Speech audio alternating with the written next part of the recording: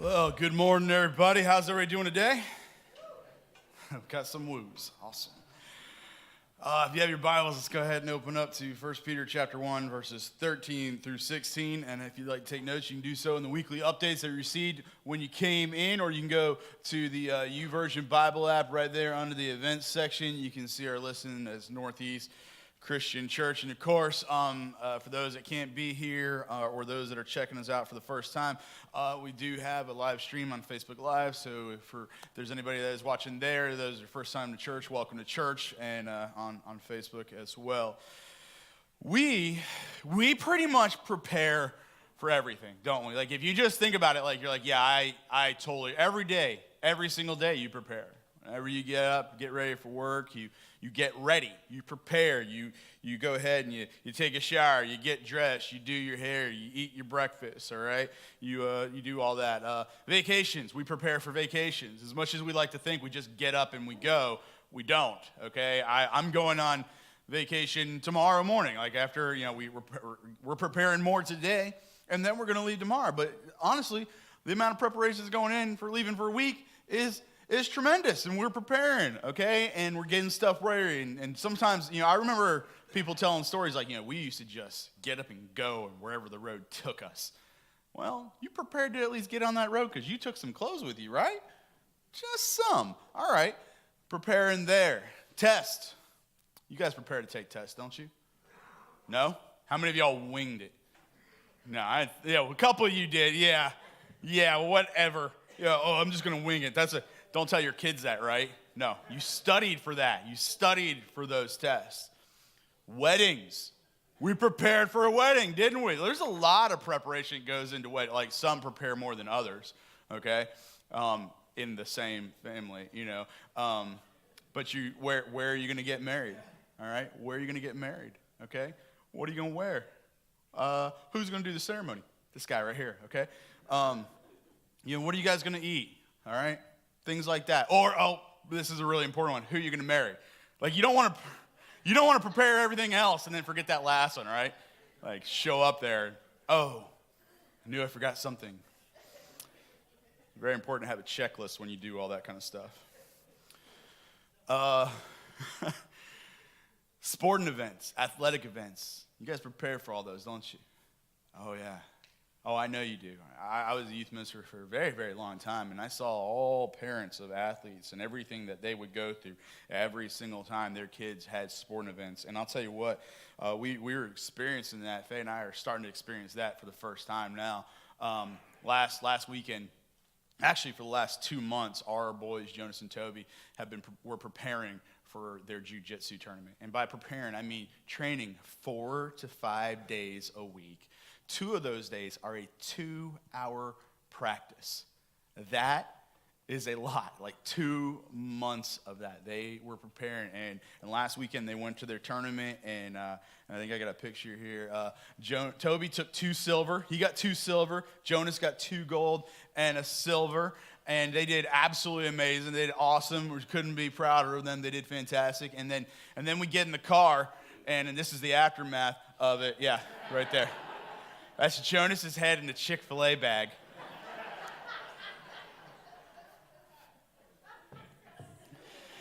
Oh, gosh. But yeah, they prepared a lot for it. That was the aftermath. Now, I'm going to be totally honest with you. I think Faye and I need to prepare better to be the athletes, the parents of athletes. I really feel like we need to because, like, last Saturday night when we got back, it was like 7:30 we got back, and by 8:30, we're like, we're going to just lay down and rest our eyes for a moment.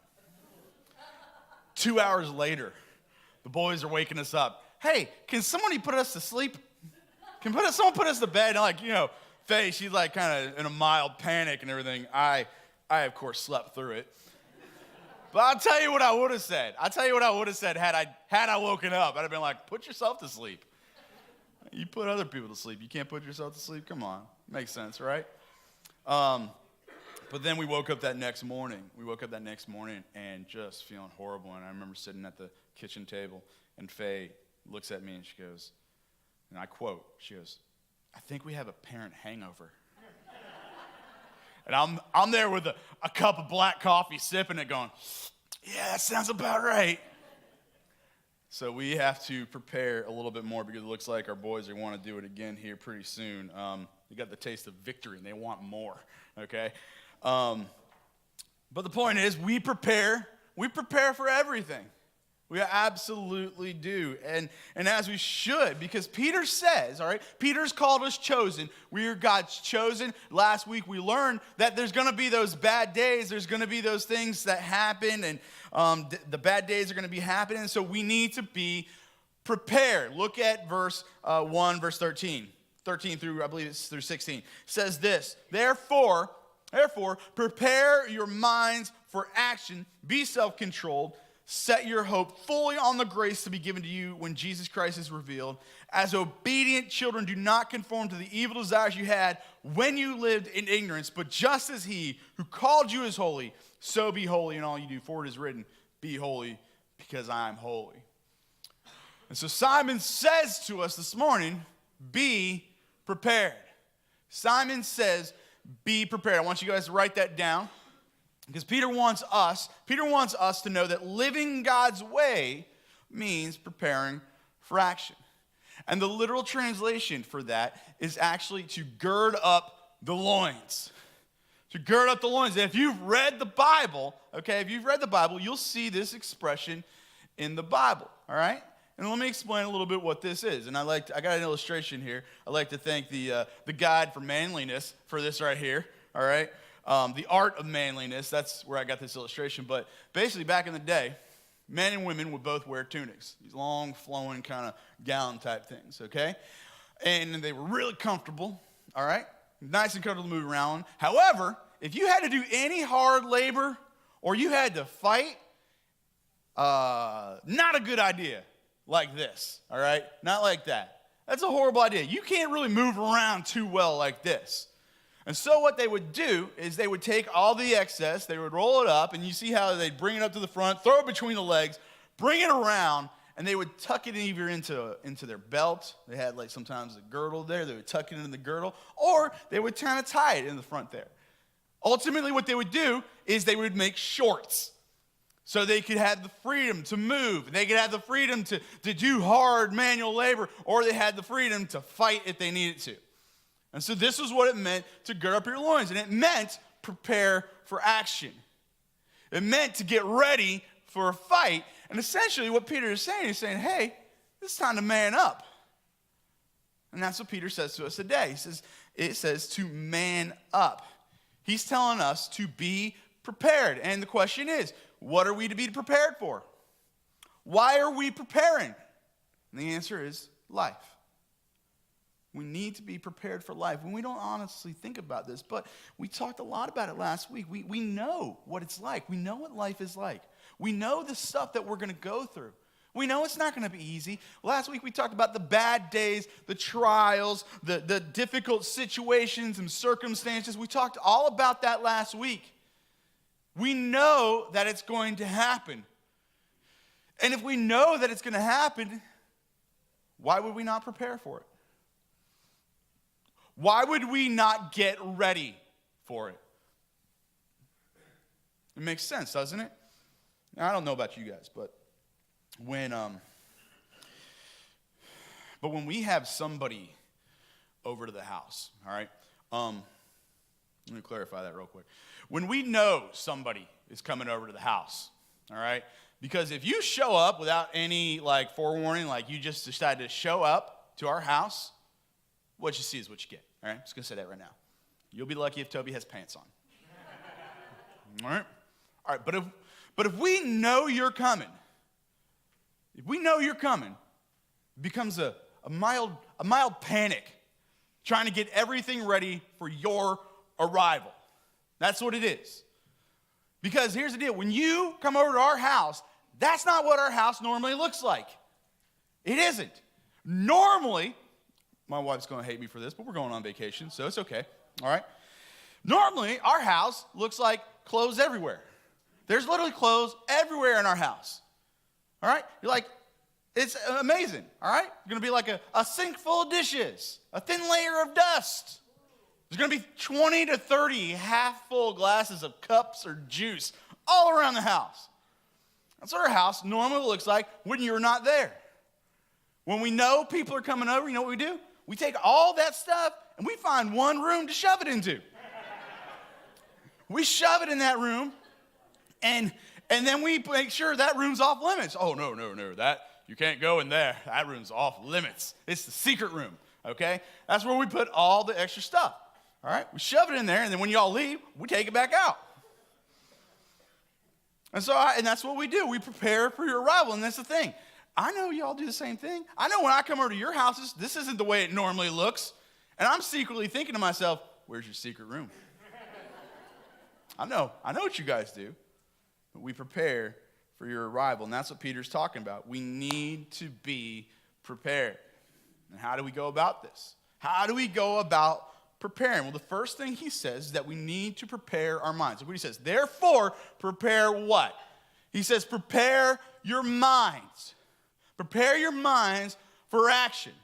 And this is where every single one of our battles, this is where every single one of our fights begins. It begins with our minds. I want you to write that down. Prepare your mind. Prepare your mind. And Peter's referring to our understanding. He's referring to our feelings. He's referring to our desires. And this is what we need to prepare first. Because little known fact, your mouth doesn't say anything without first thinking. Actually, let me take that back. It's not supposed to.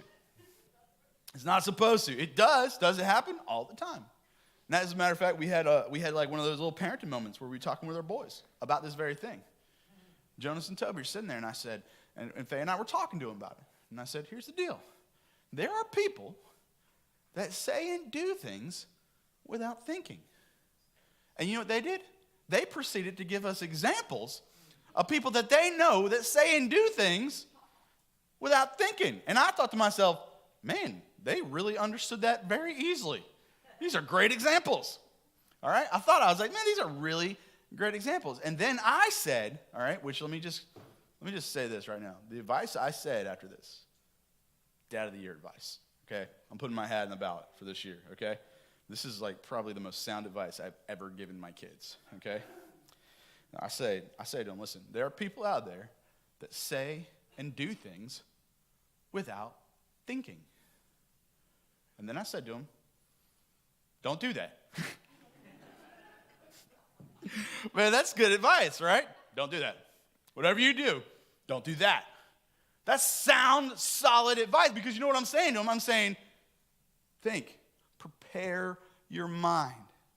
Prepare your mind for action. Think before you say. Think before you do. Listen, Peter says, that was Peter's point. He says then in verse 14, he says, as obedient children, do not conform to what? The evil desires you had when you lived in ignorance. Because there was a point in time where you said and you did whatever you want with little to no thought. All that mattered was what you wanted. All that mattered was that you desired it. All that mattered is that you craved it. We didn't think about it. We just did. We just acted upon it. We just said it. It didn't matter. And Peter says, don't do that. Listen, you're God's chosen. God's chosen obey, and they don't conform. They don't do the things they used to do. And it starts with our minds right here. It starts with our minds. It starts with thinking before we do anything. He says, think before you do anything. And then he says, prepare your minds for action. All right? And let me emphasize this next one. For action. He says, prepare your minds for action. Be self-controlled. And see, when you get to this part of self-control, a lot of this has to do with our physical bodies. It has to do with our physical bodies. We're to prepare our bodies as well. But here's the thing. Preparing your mind prepares your body. I want you to write that down as well. Preparing your mind prepares your body.